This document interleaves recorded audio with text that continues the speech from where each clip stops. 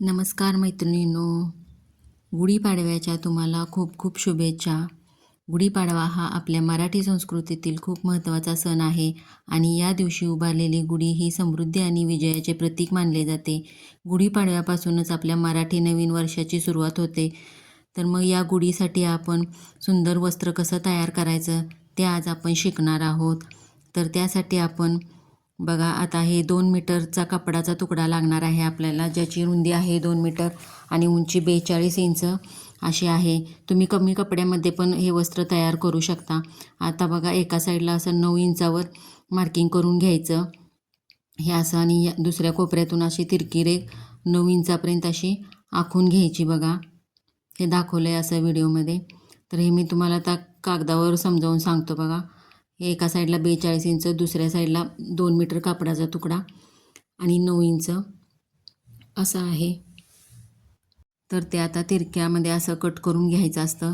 तर हे मी ब्रॉकेटचं कापड घेतलेलं आहे तिरप्या पट्ट्या लावण्यासाठी. हे बघा, हे आता मी कट करून घेतलेलं आहे कापड.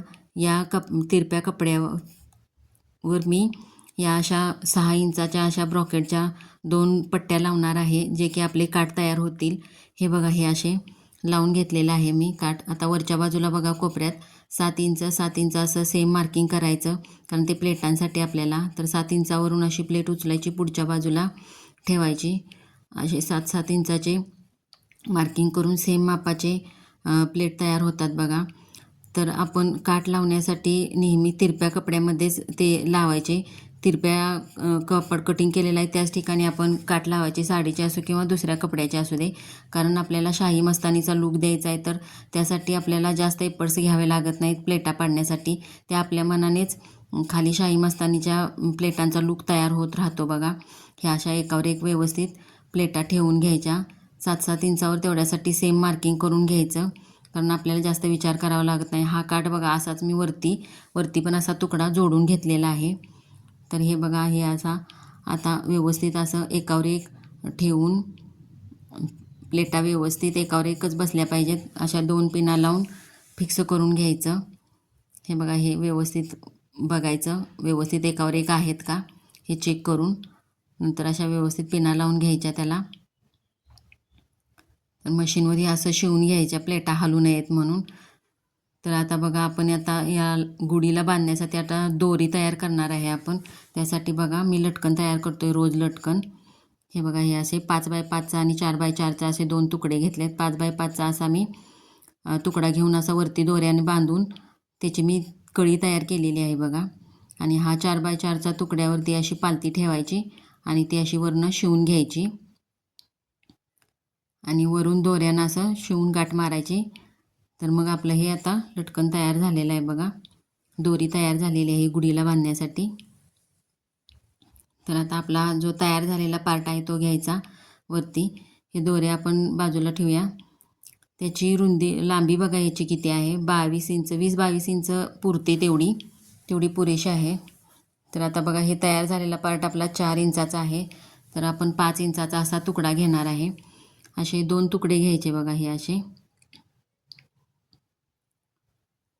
तर आता 5 इंचाचा का घ्यायचा ते बघा. हे बघा, दोन्ही साईडला अर्धा इंच शिलाई मार्जिनमध्ये जाणार आपलं. हे बघा, हे असे 2 तुकडे.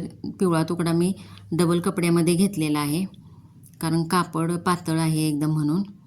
तर आता सुरुवातीला आपण हे आधी पहिला तुकडा ठेवलेला आहे तो असा अर्धा इंच शिलाई मार्जिन ठेवून शिवून घ्यायचा. हे आता व्हिडिओमध्ये दाखवलं आहे त्याप्रमाणे. हे बघा, त्याला आता बाहेरच्या बाजूला पलटी करायचा आणि आपण ज्या दोऱ्या तयार केलेल्या आहेत त्या अशा कोपऱ्यात शिवून घ्यायच्या अर्धा इंच मार्जिन ठेवून, आणि त्या आतल्या बाजूलाच राहिल्या पाहिजेत. या हिशोबाने त्या ठेवायच्या, कारण उघडल्यानंतर त्या पुन्हा आपल्याला बाहेर पाहिजेत म्हणून. तर बघा, अर्धा इंच शिलाई मार्जिन ठेवून आपण हे शिवून घ्यायचं. तर आता ह्याला आता पलटी करूयाला आपण. पलटी केल्यानंतर असे कोपरे छान बाहेर निघतात बघा. ही आता आपली तयार झालेली आहे शाही गुढीचं वस्त्र. हे बघा, हे दोरे पण तयार झालेले आहेत किती छान. आणि हे आपला किस्सा तयार झालेला आहे, जो की आपण गुढी अडकवण्यासाठी तिथं गुढी अडकवायची आपण. ह्याला मी सुंदर बारीक अशी लेस लावून घेतलेली आहे. तर हे आपलं सुंदर गुढीचं वस्त्र तयार झालेलं आहे. व्हिडिओ आवडला असला तर व्हिडिओला लाईक करा. चॅनेलवर नवीन असाल तर चॅनेलला सबस्क्राईब करा आणि कमेंट करायला विसरू नका. धन्यवाद.